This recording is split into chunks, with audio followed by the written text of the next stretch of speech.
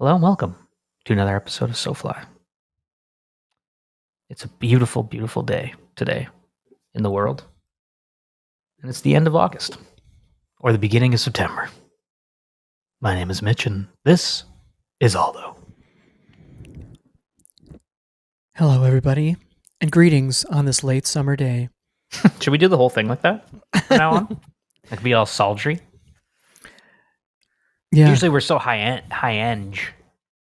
yeah, we have such high registers. Maybe we try to go low from now on. Maybe we talk like this. Kind of like, what's that? The Vinyl Cafe? Is that what it's called? Oh, Remember I loved that? the vinyl. Yeah, Stuart McLean. Yeah. Yeah, Talk like him. I loved the Vinyl Cafe. That'd be cool, right? Hello, everybody. Thanks for tuning in to another sode. This is episode 198. We're getting there, bud. We're honing in on two hundo. Yes. Fall is in the air, isn't it? And it's feeling good. It's feeling crispy. It is feeling crispy. Cozy sweaters and whatnot. Yeah. Maybe a fire. Ooh. Yeah. And it's kind of fun. What I always love, I get back into. I know we always say like we've kind of done away with liking heavier beers. We're like, but now that the cold temps are back, I'm kind of looking forward to some. Yeah, some warm kind some of like maybe some IPAs, full-bodied just like beers. You know what I mean? Next to a fire, perhaps a windbound or a spellbound, as I should say. Nice Muskoka windbound. I mean, our buddy Jim Baird, he's he just released a Northwest Territories thing. He was drinking his campfire pilsner. It's a good time to have a fucking beer by the fire. Big time. That's the perfect one to have. Hell yeah, a little campfire pilsner, Little sweater. Rad, eh? He's got his little pilsner. He's got the Jim Baird beer. He's bringing it everywhere. He's awesome. Like he brought it to the Grand Canyon. Yeah. And it must be so cool for him. He's like, just like it's cool to have. I mean, it would be cool for us to have a beer in the it's so cool. in the else. But Muskoka used to do a lot of they used to make this one of my favorite beers that they used to make and maybe still make, but maybe sometimes make is they used to have this one called the Harvest Ale. And if they brought that back this fall, hint, yeah, Kira, I would love that. Me personally. How about a nice warm blue raz? The blue razes, I love them. They're great. But yeah, like a windbound at a campfire on the Steelhead Rivers this fall. Come on, baby, that's gonna be awesome. Let's go. Yeah, it's gonna be a fun show. We had Nelson Oxley on the pod. Yep. Nelson is a really, really, really, really, really good angler and a very friendly fella from out west. We met him when he was on Team Flylords. Of course, you'll hear in his interview. He's since moved on, but we talked to Nelson today about all kinds of things. And like I said, he's a very, very good angler. So it was a good chat to talk about his fishing life and how he dials it in. But before we get into all that stuff, what do we got going on? Well, like you mentioned, this episode's coming out September 1st. So maybe you're listening to it on September 1st. And if you are, there are actually a couple things happening again. It's fall. Mm-hmm. Temperatures are getting better. So obviously people are thinking about trout and muskie, especially if you're in Southern Ontario like us. I know that's what we're thinking about. Mm-hmm. But looking at Ontario streams, Saturday, September 20th, from 10 a.m. to 1 p.m., it's a tree planting event at Cold Creek Conservation, which, of course, we went last year, and that was a whole ton of fun. It was really fun. Don't wear your waders. We wore our waders, and we were so hot. You're also not in the water. No, just literally planting trees, so it's cool. We thought maybe we'd be in Cold Creek or doing something, but no, you're definitely planting trees near and around that riparian zone.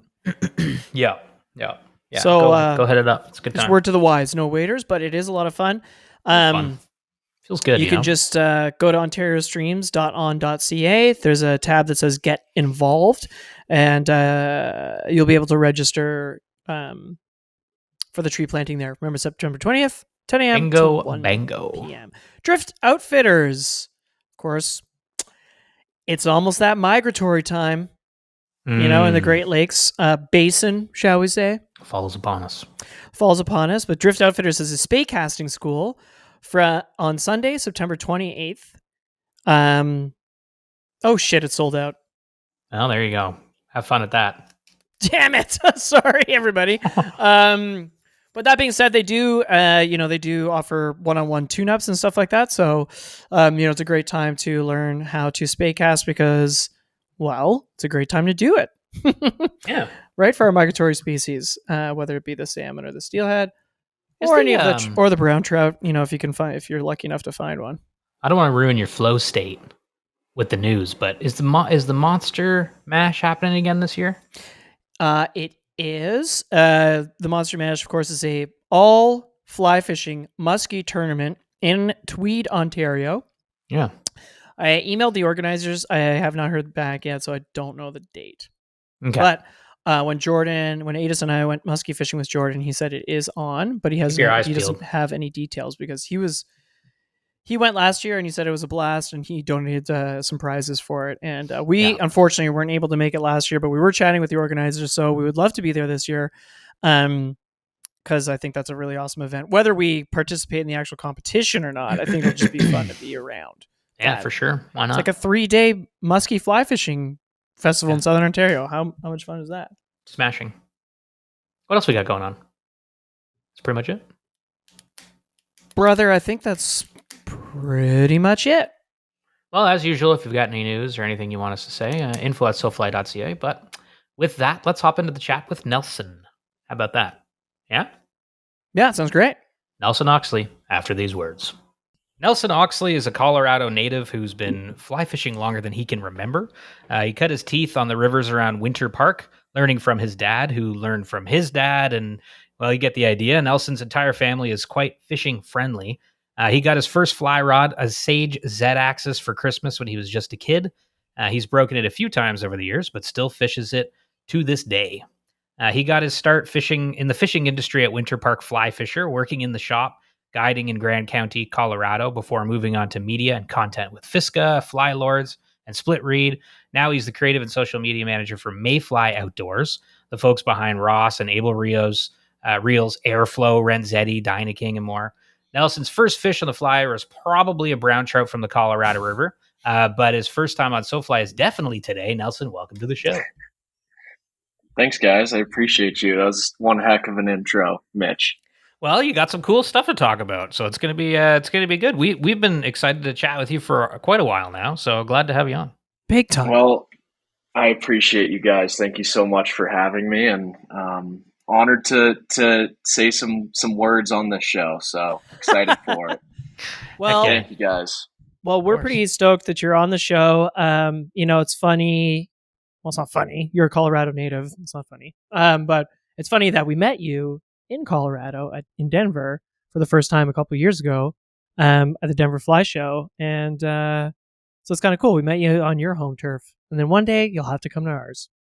Yeah, seriously. That was fun. That was my first so fun fly fishing show. And I mean, I was warned about the Denver show by a few of my coworkers, and you get to the show, any of those fly fishing shows, but I guess I've only been to one, but specifically the Denver show is huge. Everyone shows up, and I got there and I was like, holy smokes, like get there on Friday, then Saturday it's really busy. Sunday is pretty busy as well, but you spend time like seeing people that you're in emails with or like on social that you haven't met before, and you like run into them going booth to booth. And I was like, holy smokes, like that's what happened with us. I was like, so cool. And I got introduced to you guys and by a few coworkers of mine. And the Denver shows is where our relationship started, and now it's blossoming, and hopefully we can fish soon. Yeah. Heck yeah, man. That'd be awesome. No, for sure. It was such a fun night when we all met. Obviously we were looking forward to seeing Kayla again because it had been, like you said, we live in far off different places, but you're quasi connected. Either you work on like the same brand team or whatever, and you go on that was a big word. And and you and you're reconnected with these people like that you're sort of connected with, and then Kayla introduced us to Wills at the time, and then you, and man, we had a blast like having beers at that happy hour together, and it was just fun chatting, and yeah, it's turned into, like you said, like a really nice friendship and a working relationship, and we've worked on some projects together, and dude, we're just stoked that you're on the show. It's a Big time. It's we're excited to get into it, and we're excited to learn more about your life. Big time. Yeah. Well, I appreciate you guys. Thank you for having me. Stoked where to are you chat calling more. in from, brother? Nelson, where are you today? I am in the town of Carbondale, Colorado at the lovely. moment. I am, based off of where my location is, I'm kind of like on the western slope of Colorado. So you think of Denver when you think of Colorado, and that's kind of on the plains in the eastern side of the state. Yep. I'm over the hill and down, I guess y'all should say, and in a little small community in the Roaring Fork Valley. So yeah, Carbondale's home for now, and then it's going to change here in a little bit. So Okay. Oh, you're moving. Yeah. Are you leaving Colorado altogether? No, I'll stay in Colorado, and I'm actually moving further south and west, furthest I've ever moved in the state, and I'll be in Montrose, Colorado. So that's where the headquarters are for Mayfly Outdoors, or Ross Abel Reels, if that comes to mind. So yes. Yeah. So this is a new job you just started. We were talking about this before the show, and what is your second week? You said you're in the job. Second week, yeah, very fresh start. It's awesome, man. That's so good. And you had 2 weeks off in between. And where did you go fishing? Oh my gosh, yeah. So I was with Flylords Fisca, and then I moved on and wanted to continue to grow and find a new career. And from there, Mayflies is kind of where I've ended up, and I'm really excited to be with the team. But I had a little bit of a grace period in between both jobs, which is the best. Honestly, if you ever switching jobs, definitely take some time. And I was told that, and I'm so thankful that I took it, because yeah, I needed it. And it was the right time, because that's when fishing all is really good. And I'm super thankful and for that. But I did go up to the Green River in Utah, below Flaming Gorge. I don't know if you guys have been there or done that program, but it's definitely a big hot spot for Rocky Mountain fishing. It's a tailwater, and you can float all of it. You can float it year round. Amazing.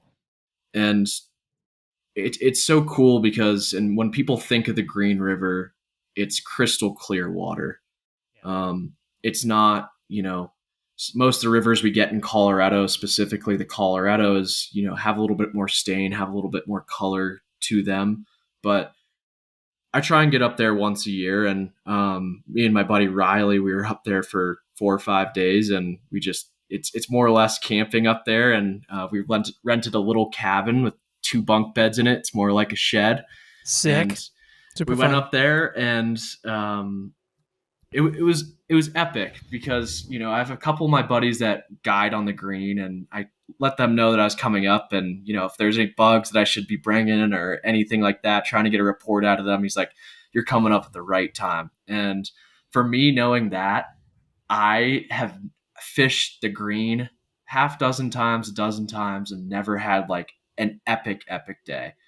You'll get into some really nice fish, but I've never had one of those lights out days where you hear all the guides saying like, "Oh, we caught 70 fish," or right, that story. And I've always been it's been a challenge, but it's also been like such a cool process to see and learn the river a little bit.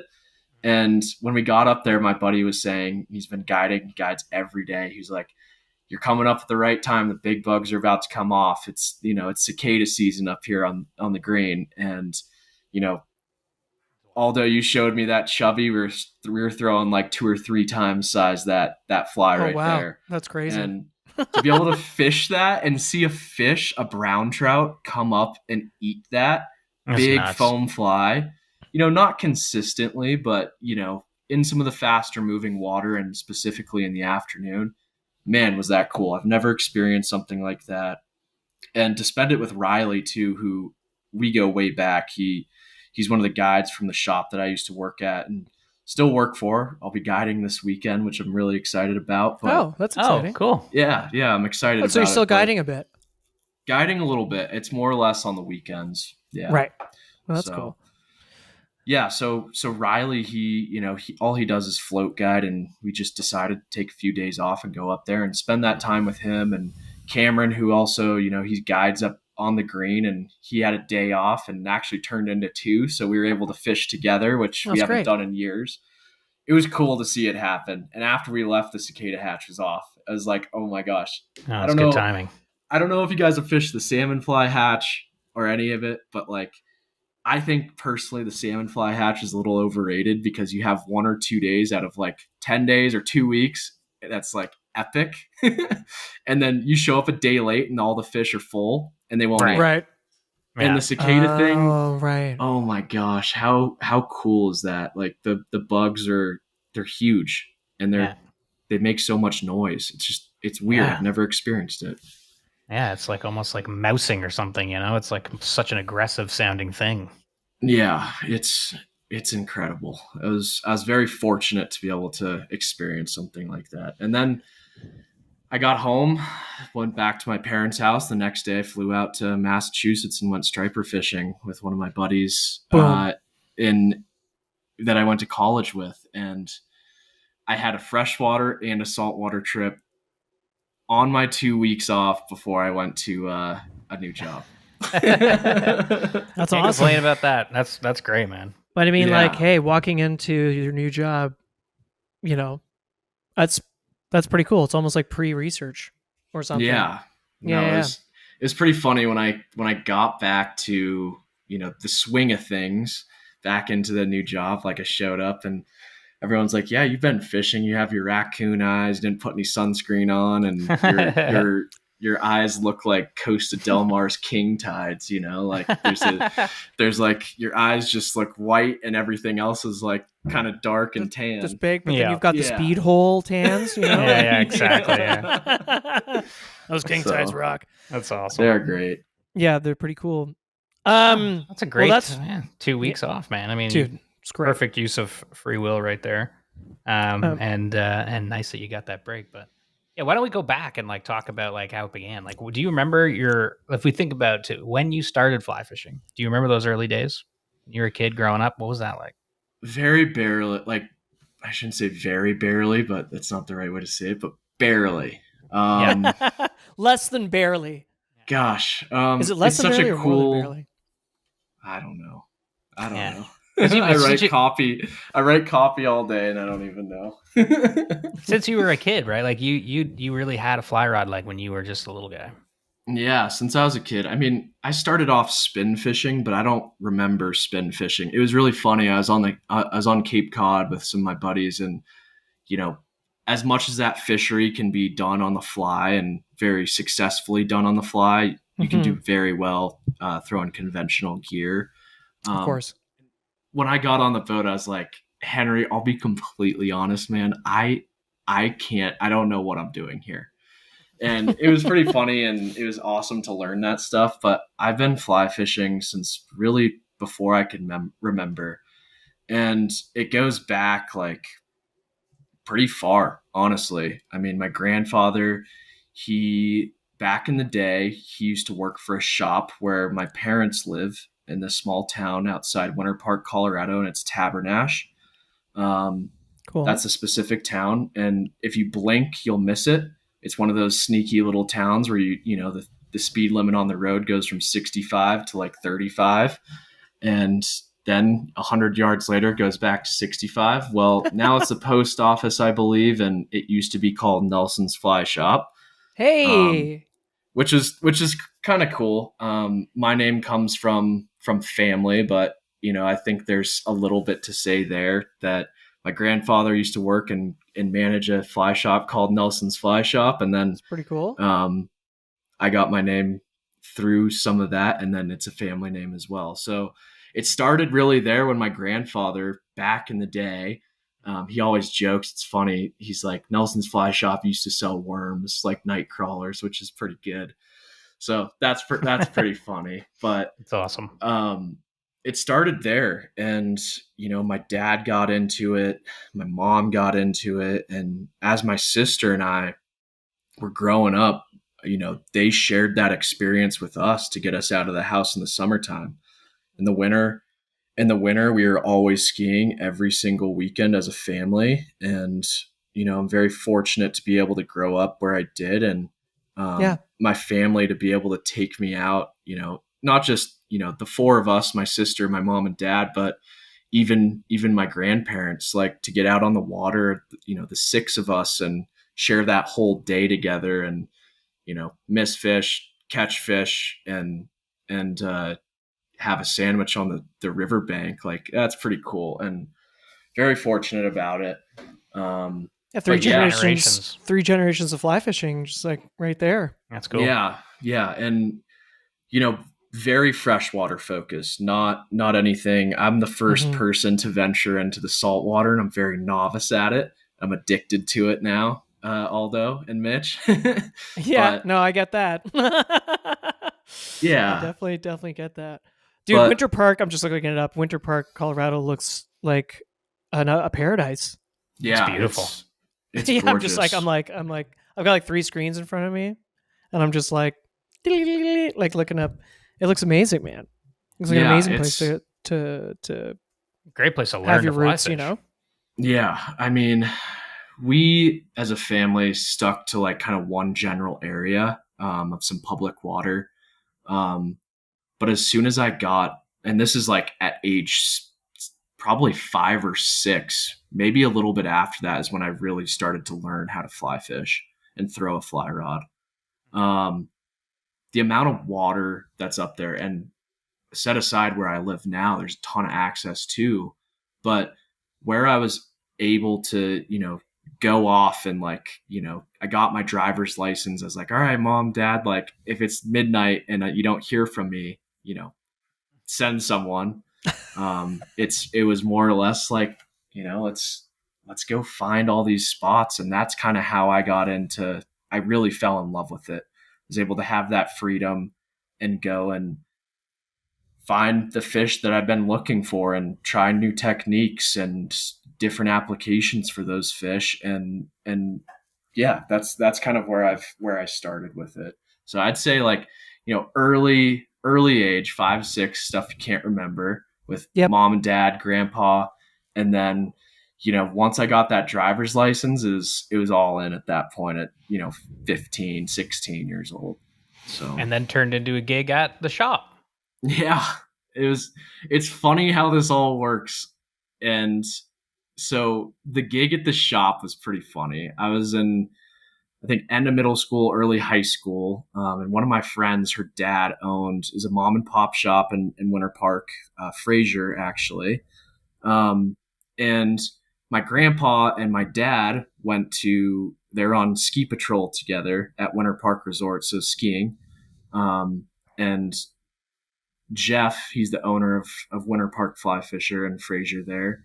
I talked to him and I was like, I'd love to get a part of this and work the shop. I'm too young to guide, but I'd love to get in with you. And he's known me since before I was even born, which is pretty cool. So I still have a relationship with those guys. I've been guiding for them every summer since. I've worked the shop, before that, and then took some apprentice trips with some of their like senior guides at the time. And I'm still like best friends with all those guys that I've started with. All those guys are still around, and that's to be able to share that experience too with some of the younger guys. I mean, I'm 24. We're bringing in some of those younger guys that are, just getting into the sport and, working the shop, and then they've been fishing for years and guiding. It's been a pretty cool evolution. And that's really and truly where everything started is from that shop and really getting my driver's license. Yeah, those are the two, which is pretty funny, catalysts for the rest of. Correct me if I'm wrong. I remember from Fly Shop Tour and just you and I's chatting, you spent some time in the Northeast going to school, correct? Yeah. So And you were kind of guiding there as well, right? no, I wasn't guiding up in New York, but since I'm I'm very fortunate with my family. Mom and dad, I can't thank them enough. They put me on skis at 1.5, and I've never had a year off since. Wow, That's And in the awesome. winter, the winter time, I was all about the skiing, and I got into ski racing at Nice. that 5 and 6 year age, and Yep. progressively kept getting better and better. And finally, after in high school, I was like, well, I want to ski in college, and that was a big decision factor for me to try and get on a team that's pretty hard to get on. Yeah. I worked my butt off, and I think fly fishing really was that medium for me of I got to kick ass in the summertime in the gym, but also I can go out on the river or on some still water and just relax and not think about any of that pressure of being in a very competitive sport.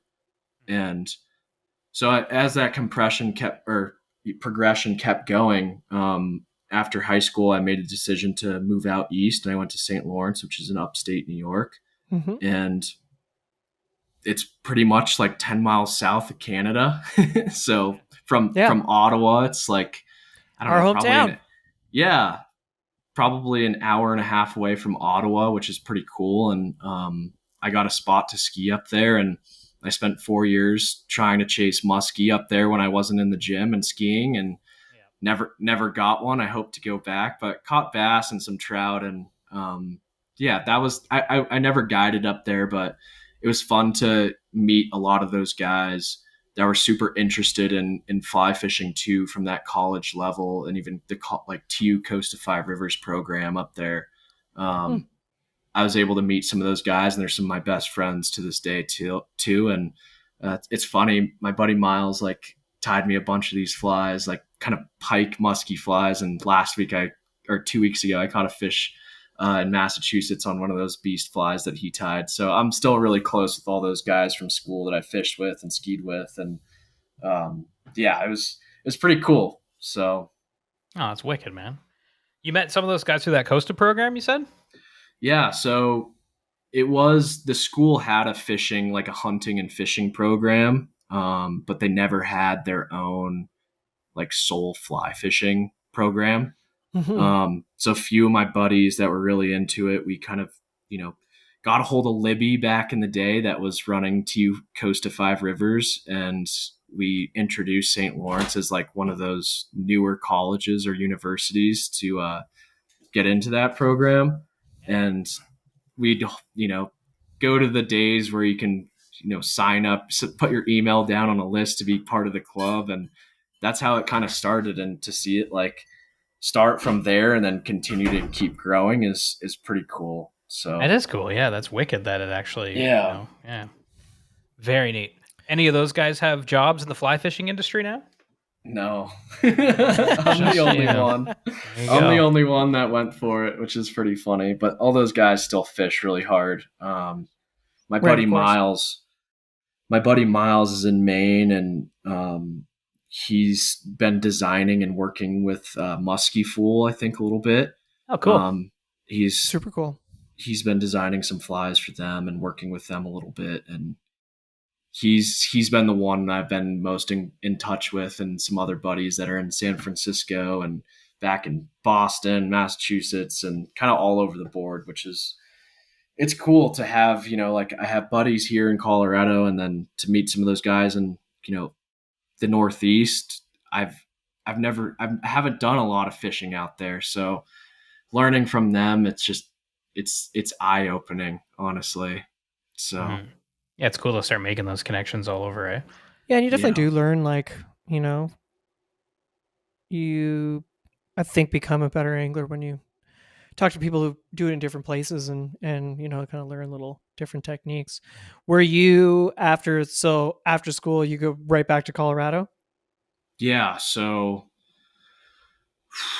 we would start school later in August, and then sometime in May, maybe mid or end of May, we'd end school. And then from there, I'd drive back to Colorado, which is pretty far.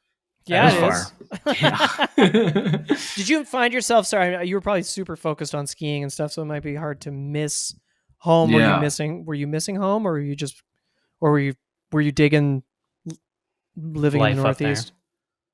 I think it's. I'm asking this because I'm looking at pictures of Winter Park and Yeah. I'm like, holy fuck, dude! I might have missed. Pretty cool place. Pretty cool place, yeah.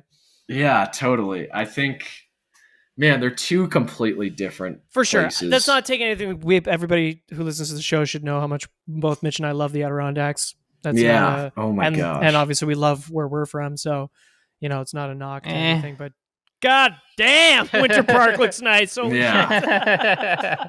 You guys got to come visit me, and whenever you guys want to get on the water, let me know. So. Oh, hell yeah, man. I love that. So how'd you get started at Flylords?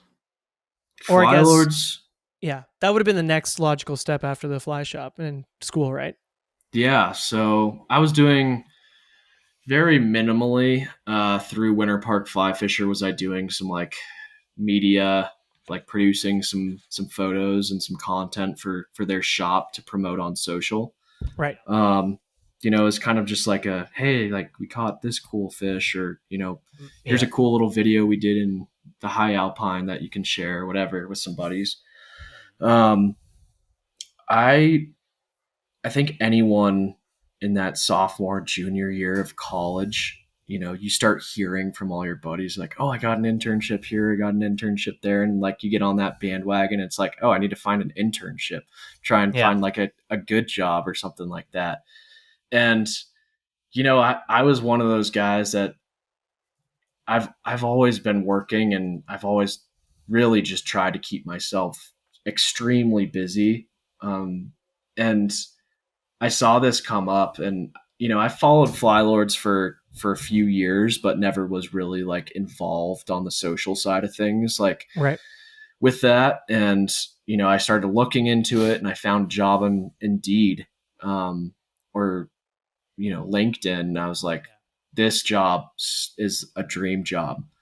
Like you see all the video that they produce, all the content that's, pushed out, and you're like, whoa, this is pretty cool. The Iceland, the Argentina, Totally. Sure. all over the world. It's beautiful. And I pushed out a resume and internship or resume and cover letter, and had, a few calls with the founder, Jared. And that's kind of how everything started.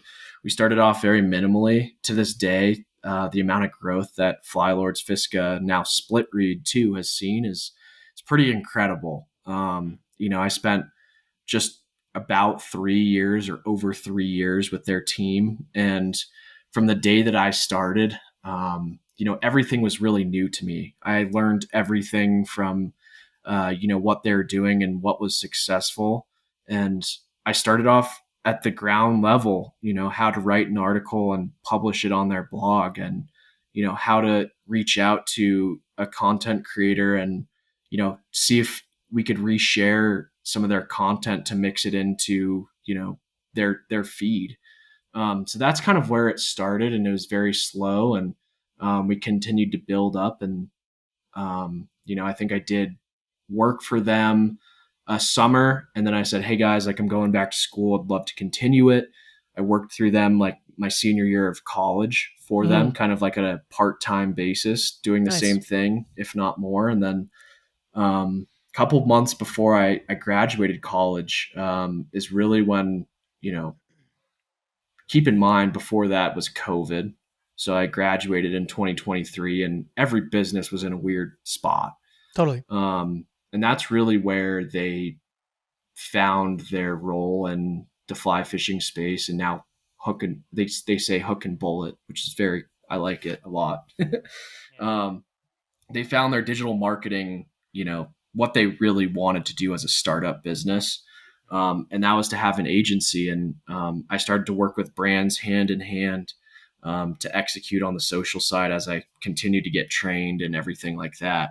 So it was an exponential kind of like growth pattern that I saw when I was there. And really and truly how I got involved was Indeed. I was just so awesome. stoked on it.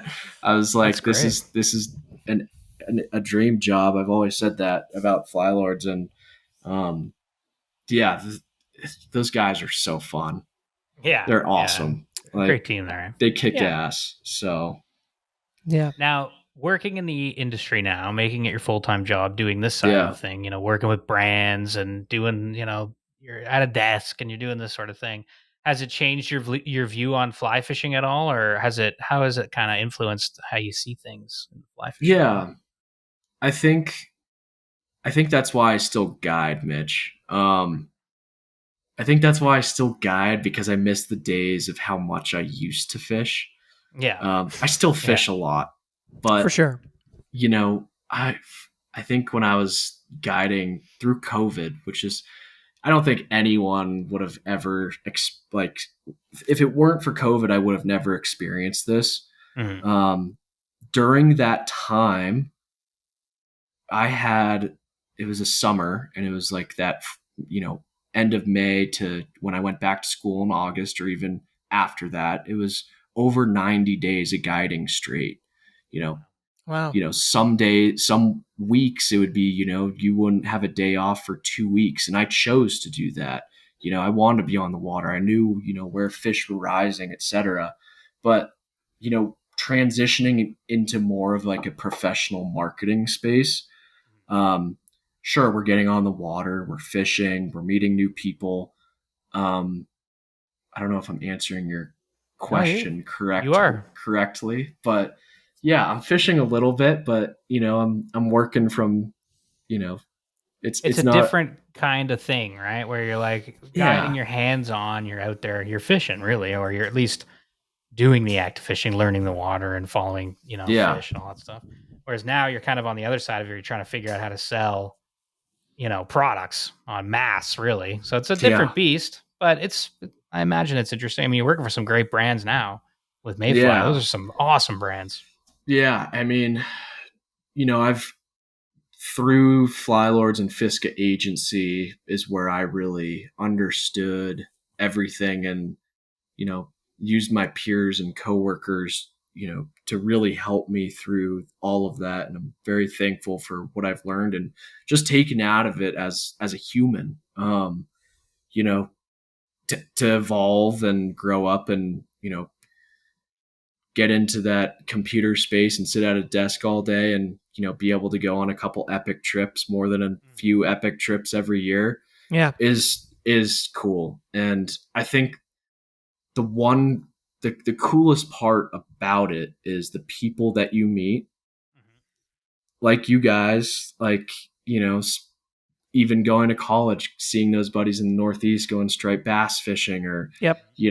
meeting some guy on a project, that guides down in Mexico or Belize or, Alaska for sake. Like, you get to meet those people and, share a connection with them and go to a new place, or spend time with them in a different scenario.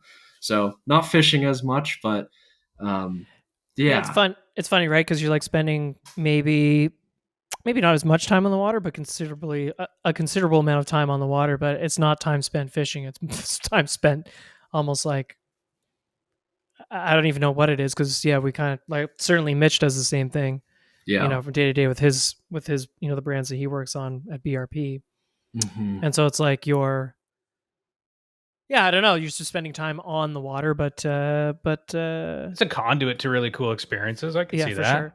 We can I say think you'd meeting people. hit the nail on the head with, I think people think we fish a lot, or maybe we don't fish enough, and it's like, but what you end up doing is you do end up meeting a lot of people, and that has become Yeah, one of my favorite things about doing this podcast anyway. Obviously, imagine if I hated meeting people. It'd be kind of weird to interview yeah. 24 people a year and be like, fuck them. Hate talking to people. So so now that you're, at Mayfly, you have a breadth of brands that you're working with. Yeah. Obviously, Flylords are the same thing. They work with a ton of different types of brands. For example, you've got Ross Reels, Abel, and Renzetti. Those are very different products. How do you kind of attack telling stories about Like, how do you split your time, or like split your mind, I should say?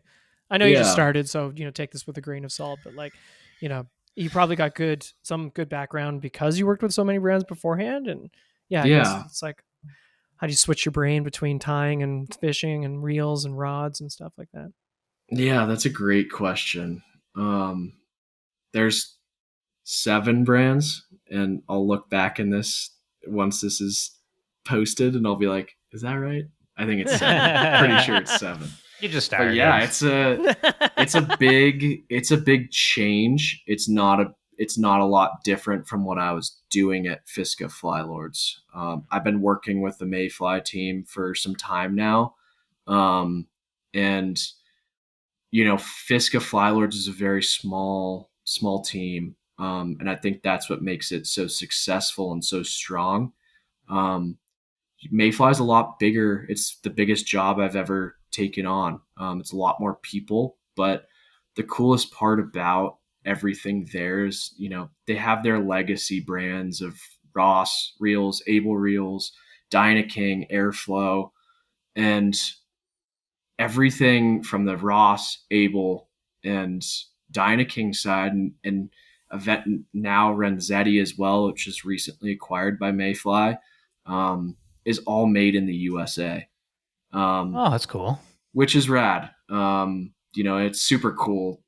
I think last week I spent all week there for the first time, like butt in a chair, working around, everything that's new to me and learning the process and everything. And that was really eye-opening to me, because my job now is like a creative. I think my full job title now is creative manager and social media manager. So I'll be creating stuff, but I'll also be the person that executes sharing them on social. Right. And, I've known the social side very well for the last 3 years and learned it. The creative side is definitely a new beast to take on, but that's the one thing that I'm most excited about. And I think the coolest part about Mayfly is how many people they have that have so many different stories. And you could be working an office job, or you can be on the machine floor turning a metal puck, like a hockey puck, into a piece of gold or a reel that's machined and passed from hand to hand to hand, all in the USA. And I think there's a story to tell there. And the fly tying thing too, they have a lot of brands now, and as they evolve, I think it's with the collaborations are huge these days, but also internally they have some pretty cool stories to share, and I don't think that's something that they've really hit on, and that's why I've gotten pulled into the picture, but also they wanted to bring their team internal to continue to grow. So reels, lines is a whole different beast. Oh my gosh. That's crazy. But, even trying to develop springs and, making sure a vise is, spinning and, the rotary feature works and all of that jazz from just plain metal. It's pretty cool to see, you're holding a puck in your hand and now you're holding a animus Beautiful. Reel Yeah. that's been, worked on by hand that you eventually buy at a fly shop. So it's pretty cool. Yeah, and you're a Colorado guy. These reels are made in Colorado. Yeah, there's one called the Colorado, for the love of God. So okay, flowing from that, then, like, what do you think? I guess I'll start this question from brand side and not like a creator side. Yeah. Like, what kind of content then? You're talking about storytelling with these brands specifically. Like, what kind of content do you think is resonating with people who fly fish now, or maybe even just anglers? Like, is it educational? Is it aspirational? Like, or do you think people are like still into like looking at pictures of far off places and like getting excited about them, or is that getting played out, or is it like being more grounded and relatable? Like, is it cool learning that I don't know how to That's a tie a great game question. changer. Like, like that's like asking what's a recent trend that you've seen that has done well. It's kind of the same question. Yeah, I guess. But maybe trying to transcend trends. Like, what do you think? What do people what is want? compelling storytelling to you? Like, if you're talking about storytelling for these brands, like, what gets you excited aside from like, because a trend's an easy thing to do. You can always take part in them or not. Mhm. You can collab or not, but it serves a larger purpose of like your brand's direction. That's what I was saying. Like, let's start from the brand side, then maybe you can talk about creators separately, because obviously a creator's goals is a lot different from a brand's goals. A brand's goal is to sell fucking shit. Yeah, that's a great question. I think with, the brands that I'm working for now, there's so many tiers of that. Um, you know, Ross and Abel have been around for a long time. So is Airflo, Diana King, and Renzetti. Yeah, But Airflow's been around too, right? yeah, they're made in the UK. All those lines, which is pretty cool. We have a team over there, and the formulas and everything that they got is a completely different story, and something that I know very minimally of right I now. remember when the Ridge So line much- came out, and that was like a big deal. Yeah, no, I think, gosh, that's a complex question. It varies from brand to brand. I think one of the eye-opening things for me when I first started was understanding the people that have been there for a long time and why they're still there, is a big Mhm. part to the creator side. But for the brands, I don't know. That's a complex question. What kind of content do you like?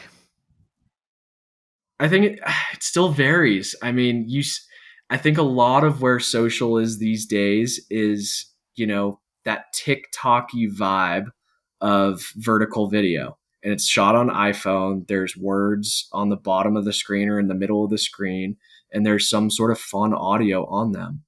I think what I really like are, photo. I love photo carousels. I think, as much Me as too. yeah, Yeah. I think a photo says 1,000 words plus. And for me, I also think vertical video does the same thing, but to see a photo of like the whole experience of that's a snapshot that you got here or there, is pretty cool. And I think I love like kind of creative carousel and mixing in some of that vertical video into those carousels as well. Something that I learned and have strived to do since day one of the Flylords thing. But you know, it's as an account manager or social media manager, you see like you don't know what the algorithm does. So Yeah. you might post a really banging carousel, but it might not reach the people you're looking for. And that TikTok-y vibe, what I do really like as well. We're seeing that more on Instagram, and I do like it. It's educational. I think that's one of those tiers that does really well. And specifically, like, fly lines, airflow, like that's one thing that we're trying to work on right now is, trying to teach people, what the materials are and what application specific lines can be used for. And having one of those, reps or someone that's higher up in the industry that's been guiding for years on years, we're utilizing and leveraging those guys to help us create some of those fun educational videos of what they're using in their specific area without spot burning, etc. So I like the photo side of things. I think it's cool. Totally. I like video too. It's I fun. feel like as much as we say it, like people are never going to get tired of seeing stoked fishing content too. Like we're Yeah. sharing people Mhm. fighting huge tarpon all the time. It's like we've seen it a million times. I'm still into it, baby. I'm definitely still. I like your note on the carousel. I find it also, sometimes, like you said, the idea of pictures in 1,000 words, but like when you see a carousel carefully curated, it can kind of sometimes take a mundane photo and make it Mhm. spectacular because you have a Yeah. little bit of context. Like I find that we're all friends with Junior. I really Yeah. like his carousels of like the marsh and stuff. It God, just his like kind of video. it kind of like it Yeah. kind of like expresses like not what a day is like, but like what a day feels Little window like, into his life. you know? Yeah. And I think that's really cool because I've been not on the Carolina Marsh, but Mitch and I have been on the Marsh in Texas, and you do you feel those like long sunsets and those redfish tails, but all those in betweeny things, like the way the boat looks and the way the fly patch looks on, it's Yeah. like it's all part of it. And carousels are pretty. I Is there think anything is there anything you hate right now? Anything you're looking at Instagram, you're like, fuck this, dude. Like, I hate this shit. honestly, like one of the things that I've been trying to be better about is like this is like completely different, but just limiting the amount of time that I'm on my phone. Okay. Yeah. I think My partner, girlfriend, Bree, she's like just periodically just deletes Instagram and TikTok. She's like, if Yeah. I spend any more time on this, I'm gonna die. yeah. A few things that I hate. Have you guys seen those? Like, I mean, this has something to say and there's some value here, but have you guys seen the video or like, photo carousel of like, I think it's cool at the same time, but I've seen it so much and it's a recent trend that I just hate it. It's like posting every single day until this brand or that brand starts to recognize right. me. Yeah. And it's like, or like, until I get to 10,000, or get to like followers. 30,000 followers. And it's it's funny. We've been posting ugh. for 10 years every day, and we're still not at 10,000 followers. Yeah. I mean, it's just. So what, do I gotta say it? It's just a fame thing for people. It's more or less like, I want to have that. And it's like, Have they're what, just people, Have what right? exactly? Like it's, Totally, yeah. half of them are probably bots anyways. Totally. Yeah, exactly. So No, it's cool. I don't know. I mean, it's a good time to be working in that space because I think people are getting burned out. Like we're all saying, we're giving up our phones and stuff. Like when you say carousels, it's like, man, that's what I do now. When social media started, we were like, ping, ping. Like how many videos could you get through? It was like the whole 1 second memory thing. Now people are like burned out on that shit. Like I sit on a carousel and just like I sit there for like 3 minutes taking it in, like I want less posts. I want to just sit there and like take it in. So I'm with you. And also just get the phone out of my hands as much as possible. Yeah. I mean, do you have any dream projects? If you had to pick something that you're just like, that would be sick to do with, in the future. What comes to mind? Anything? I think you did some cool stuff with Flylords and stuff, right? You got to travel a lot, but yeah, got to do fly shop tour. Like, are there any ideas bubbling around your noggin that you're like, God, it would be so great to do a piece on? I have some recent work, or some not work, but recent ideas that I want to come through with soon. I think one goal, I guess, is like this is down the road, and I'm very, very fresh at the creative side of things. Taking photos here and there, and some product shots and some lifestyle shots, this and that. One thing that would be really cool and say 5 or 10 years from now is to produce an F3T film or a featured film in, IF4 or wherever that is, and share a story of, I think a lot of days, in this day and age, like a lot of people want to produce it, but the video is too long and there's no story in it. It's more hype. Totally. And I think that's what Flylords does, and Fiska does a very, very, very good job with, and that's something that I learned. But my roommate here in Carbondale, where I'm sitting at right now, Jackson, oh my gosh, man, he's full on creative. He's a creative director, associate creative director, or assistant creative director for Fiska, and some of the stuff that he works on and he executes and makes is some of the most beautiful things that I've ever seen. And Max as well, who's been on the show before, and Zento, those are the guys that, anything you've seen produced on Flylords or anything you see on video on YouTube for Flylords Fiska, those guys, spent, there's blood, sweat, and tears to make that happen.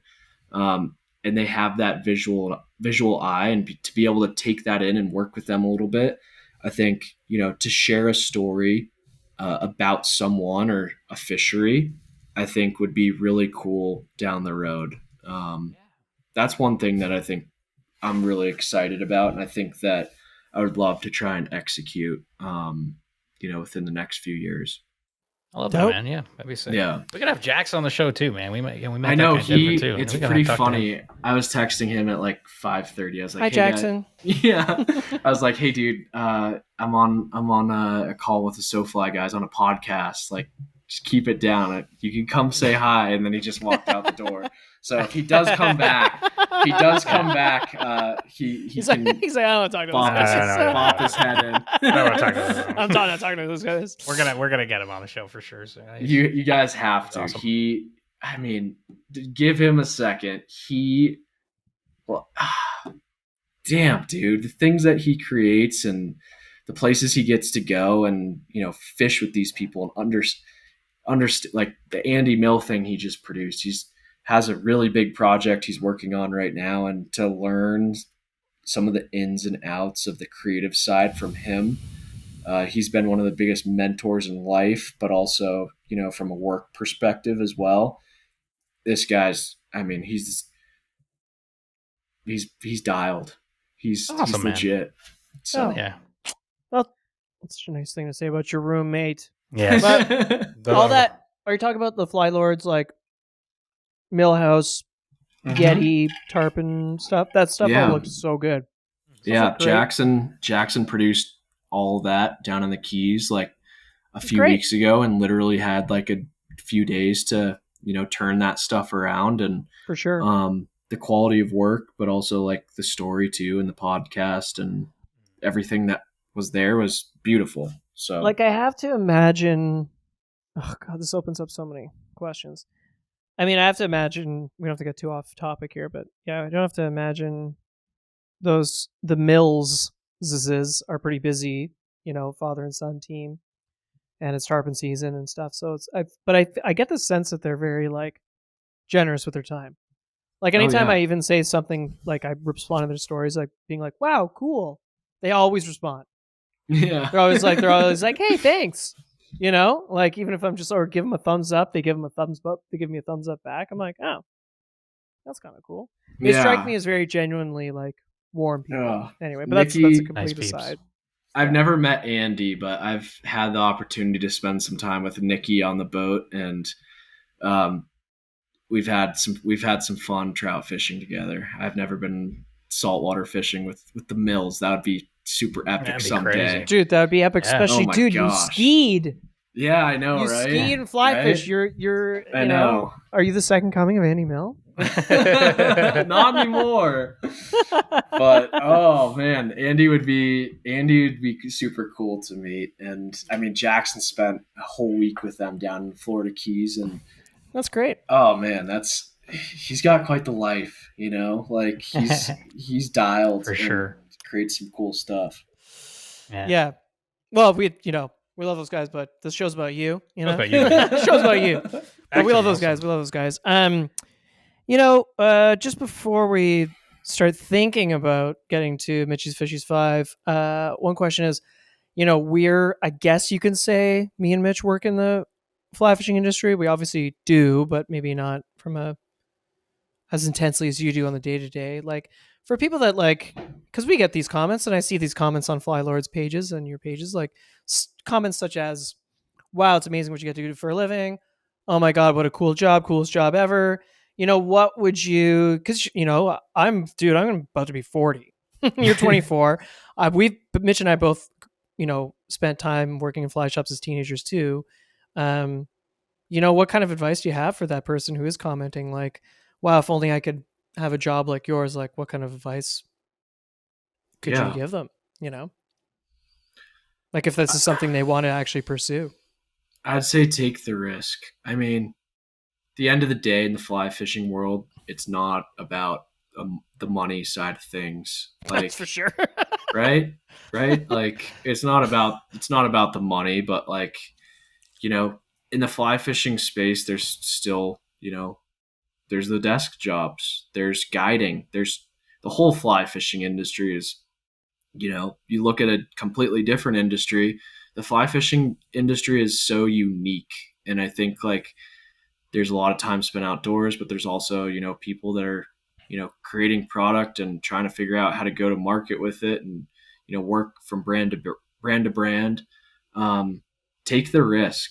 Like if, if you're getting into fly fishing or you're the person that's like, I want to take my fishing to the next level, like, start guiding, start, making relationships with the people that you take to your favorite fishing hole and have a great day with, and stay in touch with them, you know, meet the reps, put your foot in the door with a fly shop that you go to regularly, buy a dozen flies with them, we said this in fly shop tour, but bring the shop employees a case of beer. They'll appreciate you, and just risk it. Like it's a cool place to be in, and everyone, it's incredible how passionate they are for the outdoors and the conservation side of things, but just about meeting you and being there for you and being stoked to work with you, or about this collaboration between brands or working together. It's such a unique field of work to be in. So I'd say risk it if you're looking to get into it. I don't know if those are the best two words to say, but like put yourself into it. And if you're really curious and you want to get into it, like, put your foot in the door. If you're in college, it's about making that risk to, opening up to a new thing. And maybe it's fly fishing for you, and that's something you're super passionate about it. Why not, continue to take your passion and make it your job, Totally. So I don't know. That's kind of what I've done. I've tried to take my passion and turn it into, my dad always says this, I might say this wrong, but take your passion and turn it into your vocation. Is that the right way to say it? Yeah, totally. But that's what he says. And I think that's something that, I would hate to work a desk job in a finance department. Oh, that would suck. That would suck. suck. That guy. But you could still do that in fly fishing. You can do that in fly fishing. Exactly. That's where I'm going. If you with want it. to. There's a lot of finances. Like I think, without answering it directly like this, what we've touched on today is like, yeah, it is a multifaceted industry. Like you could be in engineering and end up, manufacturing reels and rods and lines. Yeah. Testing. Product testing, writing, marketing, media, science-based jobs, whether it's conservation, biology, or, in terms of rod development, like, I'm no science nerd, but I'm pretty sure there's some physics involved there, and engineering and stuff. A lot of physics. And math, and there's kind of like, there are a lot of avenues, aren't there? Just wait till they find fish on, Europa, and we can go guide over there, and now you can be an astronaut, and go to space. And guiding cool. in space. Fucking aliens. It is cool, man, and it's great. You're right. You hit the nail on the head. Take a chance, and if you're really into something, jump in, see where it takes you. Because I think it's surprising, right? When you really let it take you away, surprised at where you can go. Yeah. Yeah. Especially we're a relatively small market, us Very Canadians. small. And it's even smaller in fly fishing. So, Mm-hmm. Someplace like Colorado, Montana, I would even Idaho? say, Idaho, BC, Alberta. Those are some, very fly fishy places. Yeah, it's cool. It's cool Mitch's shit. Fishies Nelson. 5. Time for Mitch's Fishies 5. Nelson, we ask 5 questions to every guest at the end of every show. Same 5 questions. We're going to ask them to you now. Okay. And they're kind of just broader, more general fly fishing questions. And the first one is, what is your favorite fish and why? If you had to pick a favorite fish. Favorite fish that I've caught or favorite fish that I want to catch? Anything. Just anything. Yeah. What's your favorite fish? Oh, man. Not caught's cool. We've never heard someone say a fish they haven't caught. Most people say something they've caught. But we've never thought of something that you wish to catch. Yeah, nothing wrong with that. Nothing wrong with that. I think the favorite fish, obviously, that I've caught is my permit down in Belize this past March. was a thank nice you fish. to Aldo and Mitch. I didn't do anything. You gave me all the intel. So Yeah, but I mean, like you. Okay, yeah. Tell the story. We'll provide backstory after this. Yeah. Favorite fish that I've caught, definitely that permit. That was surreal. Why was it surreal? Dude, it was like you hear about the shots that you put it right on their nose and they spook, and then the shot that you put it right on their nose and they look at it and then they're like, yeah, I don't want that fly. Then Mhm. like the shot where you put it right on their nose and they eat it and they break off or something like that. Yep. This was a completely different story of that. Like it was I think a lot of the permit fishing that I've heard of recent, just like seeing stuff on social, has been a lot of topwater stuff. I think that has to do with, I don't know if it has to do with climate change or any of that. Sargassum's been around for a while. I don't know if, the influx of that and where, climate is these days is like there's more of it, but crabs will be in that. It's almost like a layer on top of the water. This day was a buzzer beater. It was, 5 p.m. We've been fishing for 9 days before this. We've had shots maybe at 2 or 3 fish a permit a day, which is pretty good. DIY fishing on foot, if not a paddleboard too. That's great. This is like, let's go shoot some photos of this and like have a good break. And then like, let's just try and go catch some bonefish. And it's me and my buddy, Ben, and he's a pretty good photographer and drone pilot as well. And we decided to go, try and catch one stud bonefish before the end of the day. And, we caught bonefish, broke off on bonefish, and, it was the last part of the day, 5 p.m., 6 p.m. And I had one fly on my hat, didn't have my, fly box or anything like that. Had an 8-weight, floating line, 12-pound leader. And I took the fly off the top of my hat, and it was like a little shrimp pattern. And I tied it on as one of the flies that my buddy fished, and he actually caught a permit on it. And I was like just trying to catch bonefish, and down the beach, my buddy Ben goes, there's permit everywhere. Like, you got to come down here. And, you standing on the beach, like where all the fish are. And I like ran down or like kind of walked down to him and just see these fish just come up on top of the water. It's windy. There's sargassum kind of everywhere. But I am standing on the beach. This is a weird story. And I see permit 2 or 3 feet, even, 15, 20 feet, like a dozen or half dozen of these fish just like eating stuff, like trout eating dry flies on top of the water. It's crazy. And, I put my fly in there and was just blind casting. And all of a sudden, behind my fly, I see big lips open up and just take it. And That's I was so like, nuts, dude. oh. King And I was fishing an 8-weight, and like you see the little reel on the 8-weight. It was a little Ross Evolution LTX. Yeah. It was this big. Oh, And I was in my backing instantly. I was like, oh my God, I did it. So, and you landed it, dude. and then it just like surreal because, I broke off, didn't have any other flies. They're all in the golf cart, and had this fly that my buddy happened to tie for the trip that he caught his permit on, that, that's the only thing that I had. And I put it on my end of my leader, and there's permit that were around and they ate it. So it's amazing. Gosh, was it cool. So that was probably the favorite fish that I've caught. If I were to like pick one that I want to chase, it's like probably a steelhead, GT, and a tarpon. Those 3. If I were to narrow it down to one, it'd probably be a steelhead right now. Yeah. Okay. There you go. Well, I like that you had a specific fish that is your favorite fish too, like that literal one permit that you got, which is really cool. So that's good. That was the first permit I've ever first permit. Yeah. Beautiful Definitely fish. not and my a beautiful last, fish. hopefully. And, Thank and you guys. it won't be your last one. You can but see the pictures of it on our Instagram. after you told me that story and knowing where you got that, because it feels like you may have got it, and might be the exact same spot I got mine. Yeah. I was like, And you know what? A very similar story. Like Mitch spotted them. Same thing. They're on the beach, essentially.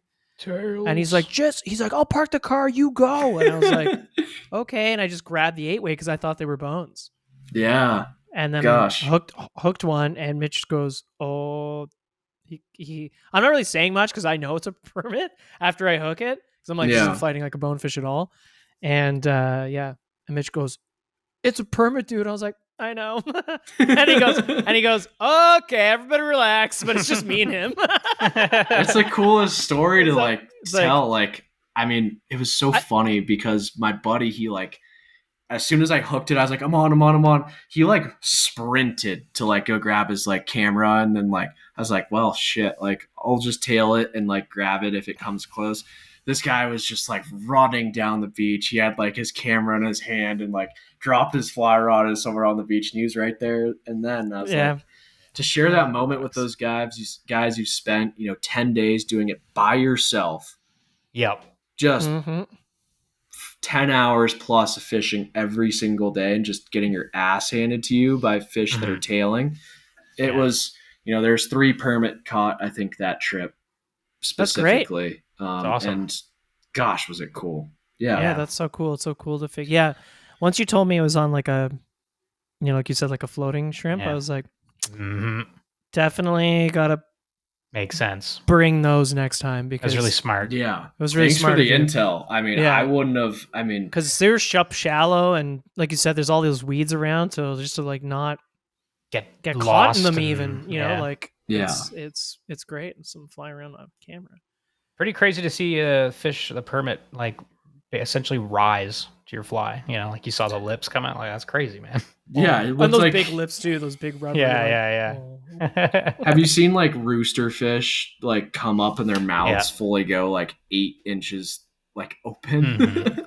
Yeah. It was like that. I mean, obviously the permit's a lot smaller, but that's what it felt like. You're like, oh my god, it just ate. Well, when you're a small shrimp on an 8-way, it might be fun. A rooster. Yeah, I love it. Yeah, I love it. Okay, number 2 is if you could fish anywhere in the world right now, assuming it's gonna be the best fishing in the world of all time, where would you go? Why? Like you have perfect conditions. Doesn't matter like where you are. It could be Iceland. Could be Colorado. Yeah, perfect conditions. Could be Belize. Belize is badass. I mean, I feel like everyone says the Seychelles. Yeah. Everyone says that. Good reason. I would go on the Iceland train. Nice. Iceland looks super cool. Just the waterfalls, crystal clear water, the sea run brown trout, the char.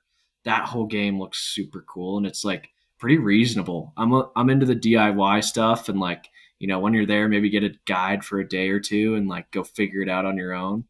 I think that is with my age and not being able to afford a guide trip, but also like just like wanting to figure it out myself, as stubborn as I am. I think Iceland would be pretty cool. I think Australia, for getting extreme, could be very cool as well. Australia would be really cool. New Zealand, Australia would be rad. Yeah, Seychelles definitely we hear a lot. But in the last year or 2, a lot of Dorado. Getting a lot of Dorado. People saying like, I want to go to, Bolivia or where the fuck they fucking live. Yeah, the heli fishing in Bolivia looks insane. I don't know if you guys saw the F3T film this year with Dan Favato and Sam Lundgren. It was with April Vokey, but the Arapaima too. Down there. Man, yeah. We're buds with Dan. Dan talked to him a lot about that. Dan's awesome, man. Dude, Dan lives like 40 minutes from my house. He rocks. Man. Those guys are great. But there's so many cool, and I think that's what's cool about fly fishing. You meet these people, and there's so many different places you can go. You can go to your backyard and, in a city and catch carp or bass or sunfish and bluegill, or you can go to, the Rockies and catch trout, whatever species you want. And then that's what's cool about it, is how it varies. And you might be answering the next question, which is, why do you fly fish? Yeah, I kind of just did. It's the people, man. It's the people. I think as much as it is a location base, it's the people. Like, every single day is different. And, you might know that spot where fish are going to rise for 2 weeks out of the year in that specific spot. And they're going to eat maybe the same thing or different size or something like that. It's the people that you go out with, and it's the experience that, whether you're guiding, that you give them, or, your buddy taking you to a spot on Cape Cod or anywhere else in the world that you've never been to, and being a part of their program is why I fish. It's those stories that, you can escape from, maybe where you fish, or it's vice versa. Like, you can take people fishing where you go and like have a great day, regardless if you catch fish or not. And like, remember that day for a long time, have an incredible day and remember it forever. And then like, it goes the same way. And maybe you meet someone, you go out and fish with them in their spot, and they show you the ins and outs of it. And you learn something new, but also get to experience what they first experienced when they first fished that spot or location. And I think that's what's so cool about it, the people. Yeah. Yeah, I'm with it, man. It's a great answer. Okay, number 4 is, what is one of your best or favorite fishing memories? If you had to pick one. All time. Best memories? Yeah. Well, it's always one of the hardest questions to answer. Dang. You should say it's the first one that tends to pop in your one. head.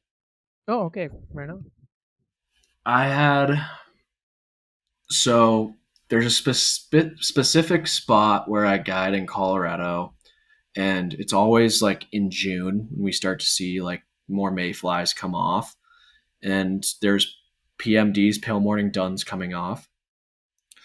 I've never been like a huge quantity guy. I think a lot of guides are very quantity, of like, oh, I caught 30 fish this day. Like, that's so cool. And I'm like kind of a hypocrite for saying what I'm saying now. But I had this first time angler that booked me the day before. This is during COVID, before I was like pretty involved with Flylords and in the industry.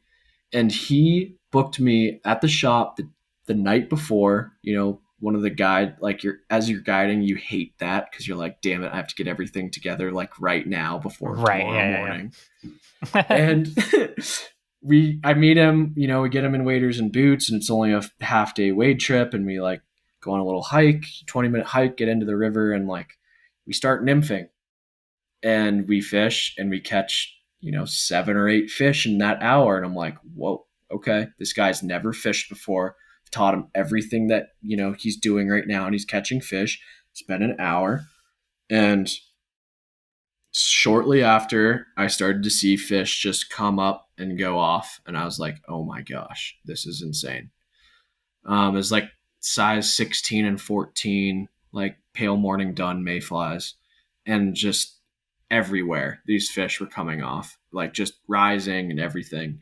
And for someone that has never fished before, like, showing them that was pretty cool, because we were wade fishing, and I cut everything off and put on a dry fly or 2 dry flies on the end of his leader, and he put it in there, and he'd set the hook and miss, and then push his thumb back down, and he'd be like in the middle of his drift, boom, a fish would eat it, he'd miss, then he'd get to the end of his drift, push it back down, and then another fish would eat, and then he'd like, boom, got it.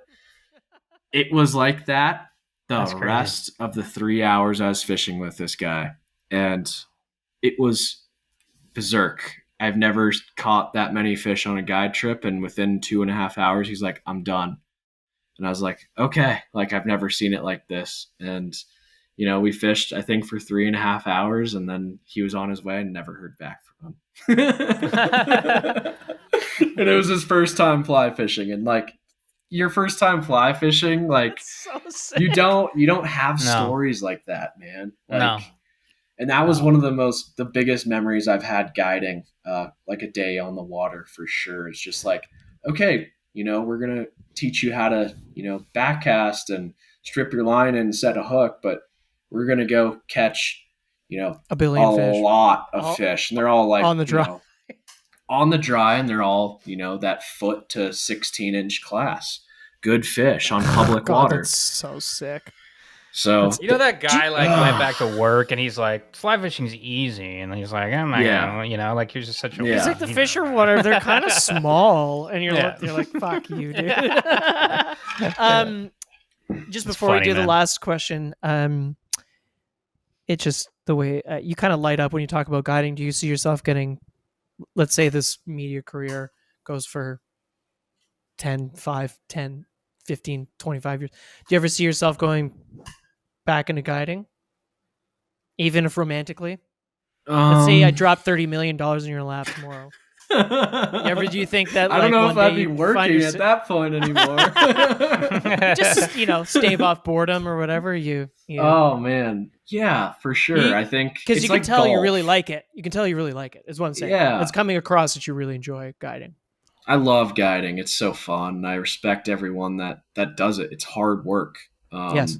It's not easy. And I think there's a lot of stress in guides too that are like, damn it. I'm like, what do I put on the end of my leader today to go fishing? Like it's not easy, man. It's a guessing game, really and truly.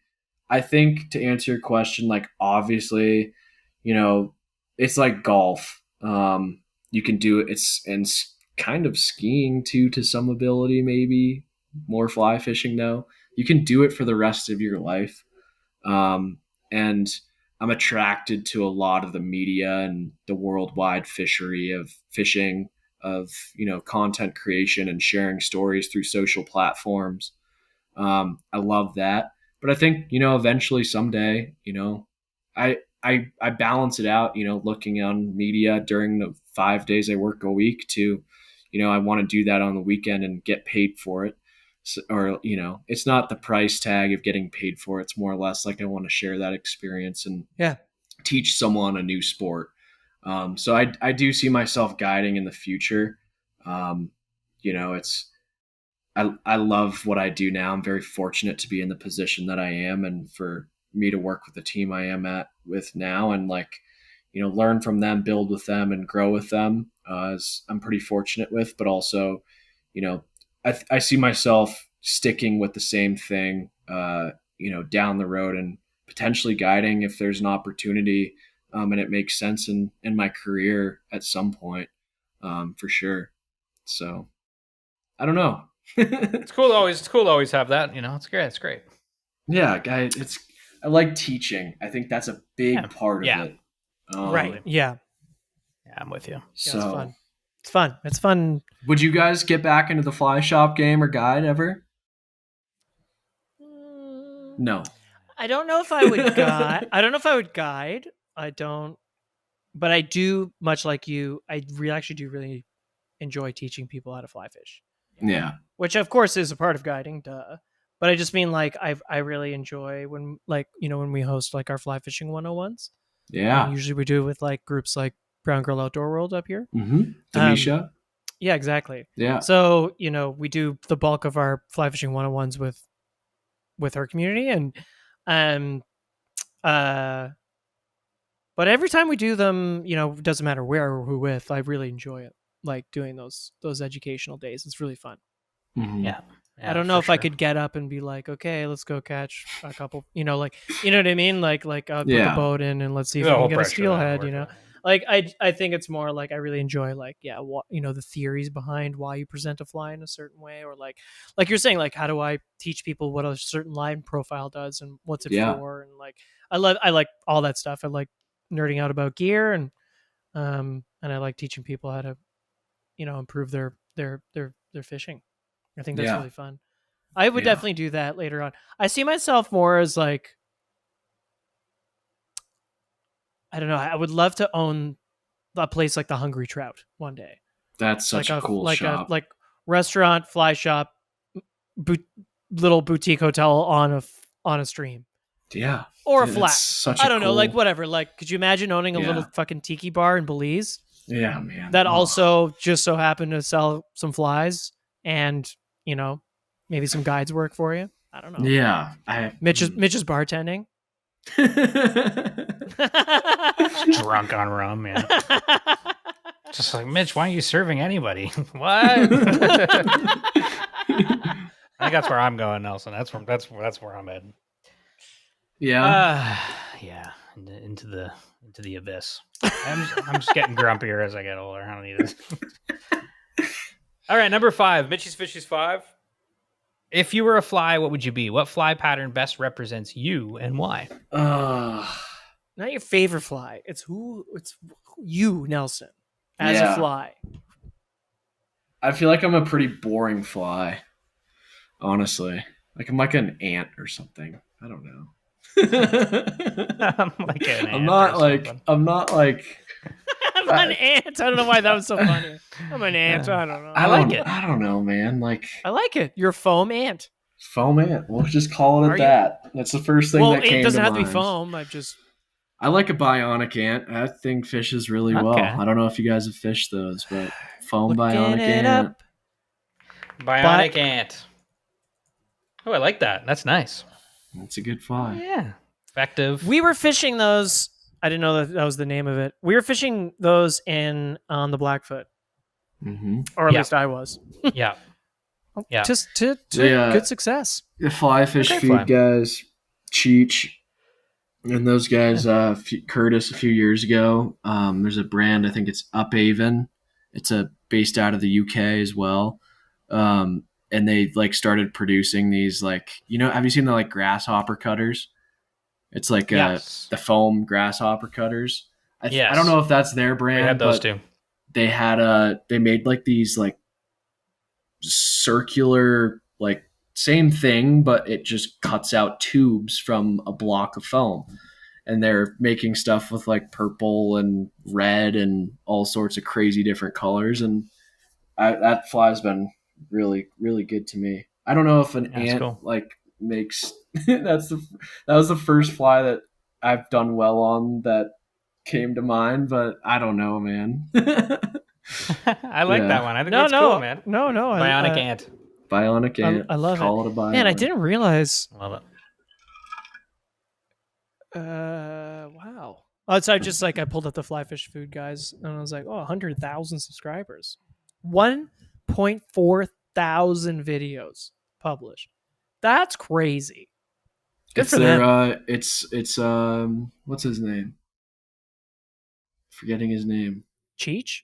Not Curtis? Cheech. It's their they have a filmer. Gosh dang, I forget the name. My mind is lost.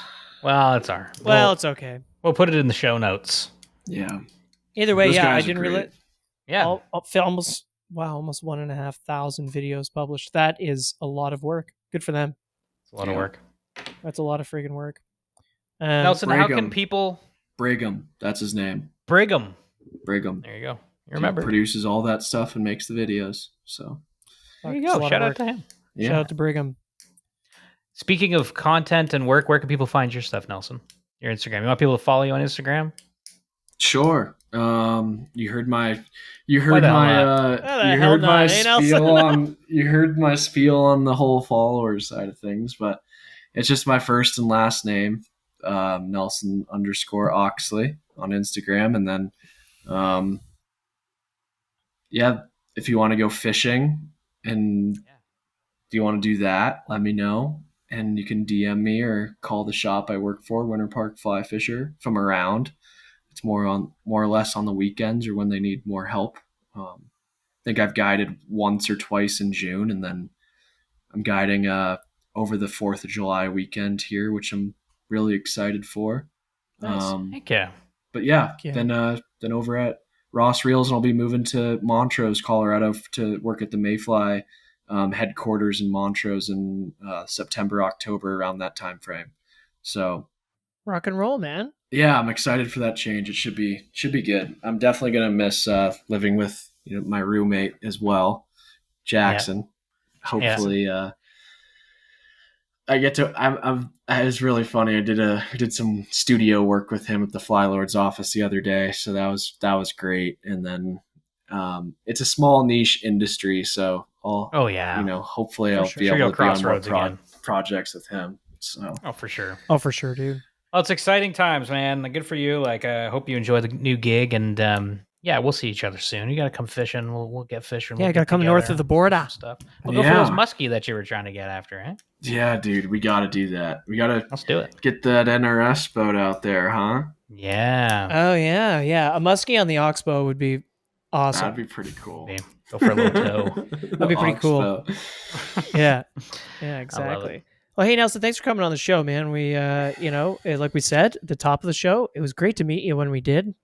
Almost 2 years ago, and it's been great knowing you ever since. It's been super fun. So yeah. Heck yeah, man. Yeah, thank you guys for having me. I'm stoked to see it, and I love everything that you guys produce on the social side and the podcast stuff. It's you guys crush it, and thank you. Thank you. So thank you, sir. Awesome. All right, well, have a good one, brother, and we'll chat again soon. Thanks, guys. Bye. And that's Nelson, Mr. Oxley, the what one, the only. Fantastic conversation.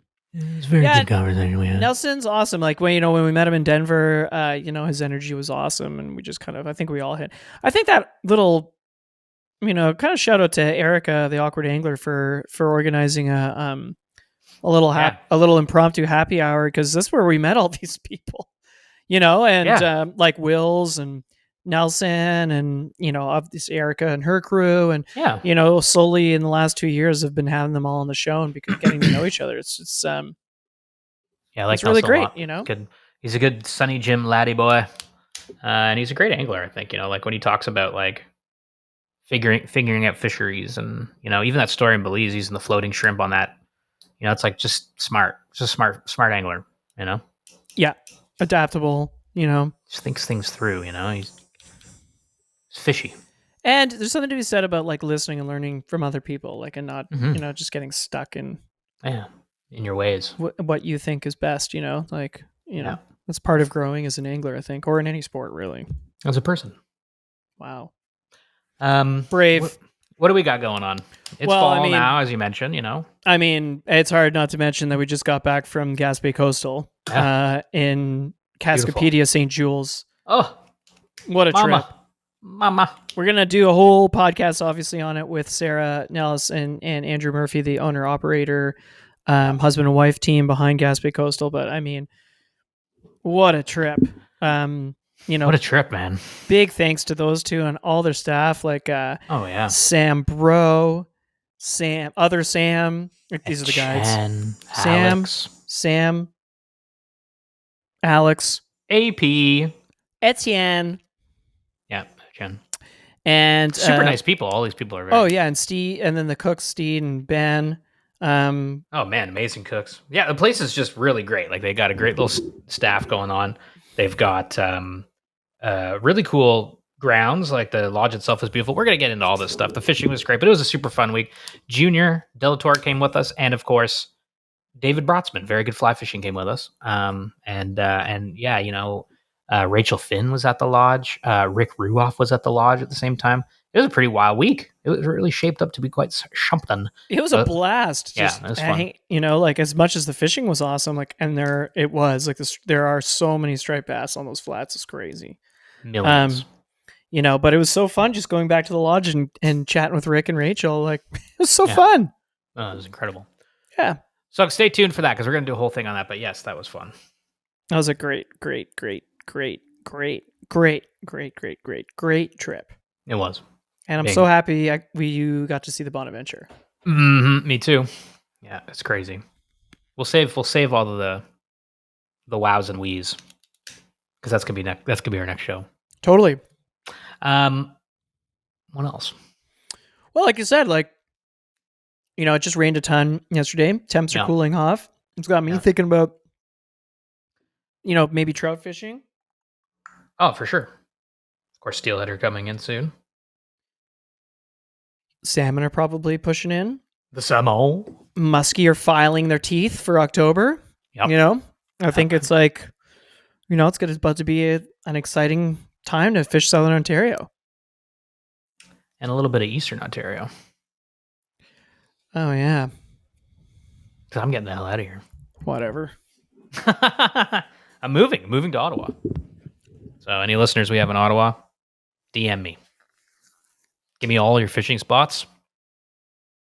I can't believe we didn't mention this at the top of the show. I ain't trying to work hard here for new fishing spots. So, I've got my old haunts. Got your old Ottawa haunts. I've been so when are you moving? October. We're going to move our stuff, and then the end of the month, Halloween, we're leaving Toronto forever, never to return. Well, it was nice knowing you. It was great to know you. Absolutely smashing. Almost 11 years we've been here. That's wild. And it's awesome. One of the hardest reasons to leave is the fishing. Of course, Southern Ontario's got, we've always mentioned this. We moved down here, both of us, for a bunch of reasons, but I think we were always, when we were younger, excited about having trout at our doorstep, and the steelhead stuff. So that is tricky, but I've got some plans up my sleeve. And of course, I'm kind of looking forward to getting back into some of the fisheries that I really liked in Ottawa. And yeah, that's it. I'm gone. And I'm not saying bye to no one neither. Yeah, no, we know. I'm trying to ghost as hard as I can. I told a few people, Totally. Have you told Yoma yet? I did. Did he freak out? He called me and I didn't answer. Oh, there we go. See? Not trying to say bye. That's it. But it's big news, obviously, in terms of SoFly. It doesn't change anything. We live down the street from each other and we do this remotely. Yeah, it doesn't change anything. And if anything, it's I think we'll just come fish. You'll have to come fish in Ottawa a few times. I think I'll be there. We've talked about doing some floats. My mom's there. Why wouldn't your mom's there? Yeah, there's been a few talks where we're like, let's do this, let's do that. So I think we should do it next year for sure. Definitely. And the Ottawa, you can hang out with the Ottawa Fly Fishers crew. Yeah, for sure. Yeah. And maybe this will be the thing. Make us do a SoFly event there next year for EBOS or something, or OBOS, Ottawa Bass Opener Social or something like that. OBOS, I love it. OBOS. Sotos and OBOS. Well, yeah, the Ottawa Fly Fishers already do the Bass Opener barbecue, so why not? Maybe we can help out. Totally steal their crowd. Yeah, exactly. Yeah. Kidding. Let's go. Kidding. We'll do it together. Well, anyone that I've met and fished with in Southern Ontario, much love to you. See you later. Those are my parting words. You're never coming back. I'm never going to see you again. Yeah. No, that's it. But, you'll see me here in this little square. It'll be a different square. It'll be a revolving square for a little while. I find footing in Ottawa. Try to build a life with nothing. With nothing. You have the same job. I got the same job, but we really are starting from scratch. What are you talking about? You have the same job and you have your entire family there. No, there's really nothing that it's really uncharted course. Right. We don't really know what we're walking into. Totally. It's gonna be cool. Yeah. I guess that's the biggest thing on my mind right now is just me moving, but also just this change of fishing. Because it is funny when you're really into fishing, you really do evaluate those things. We talk about it all the time, it's like, fuck, if we moved to Eastern Ontario, what would we have to fish for walleye, bass, and pike, and muskie, it's just like any hobby. If you're really into skiing and you have to move from to a skiless town, that's definitely a consideration.